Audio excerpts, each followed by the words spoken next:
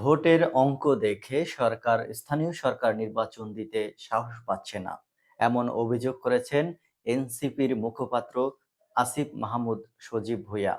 আসিফ মাহমুদ সজীব ভুঁইয়া অন্তর্বর্তীকালীন সরকারের একজন অন্যতম উপদেষ্টা ছিলেন। আপনারা জানেন যে 22 তারিখে একটি গেজেট প্রকাশ হয়, যেখানে ঢাকার 2টি সিটি কর্পোরেশন সহ দেশের মোট 6টি সিটি কর্পোরেশনে প্রশাসক নিয়োগ দেওয়া হয় সরকারের পক্ষ থেকে। এবং এর পরিপ্রেক্ষিতেই বেশ আলোচনার সমালোচনার সৃষ্টি হয়েছে সামাজিক ও রাজনৈতিক অঙ্গনে।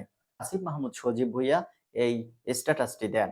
আমরা আপনাদেরকে আমাদের পত্রিকার মাধ্যমে যে স্ট্যাটাসটি তুলে ধরা হয়েছে সেটি আপনাদেরকে একটু পড়ে শোনাচ্ছি।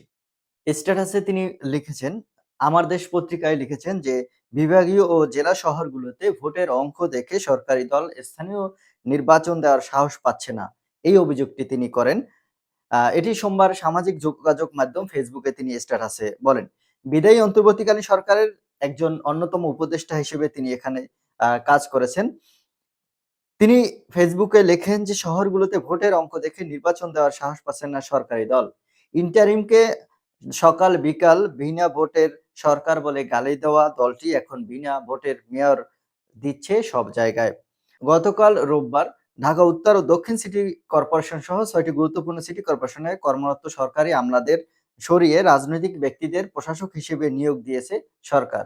নিয়োগপ্রাপ্ত সবাই বিএনপি ও এর সহযোগী সংগঠনের শীর্ষস্থানীয় নেতা।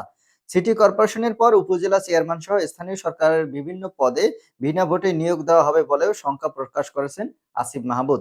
তিনি ফেসবুক পোস্টে লিখেছেন, আপকামিং বিনা ভোটের উপজেলা চেয়ারম্যান, বিনা ভোটের ইউপি চেয়ারম্যান, বিনা ভোটের মেম্বার, বিনা ভোটের ওয়ার্ড কাউন্সিলর।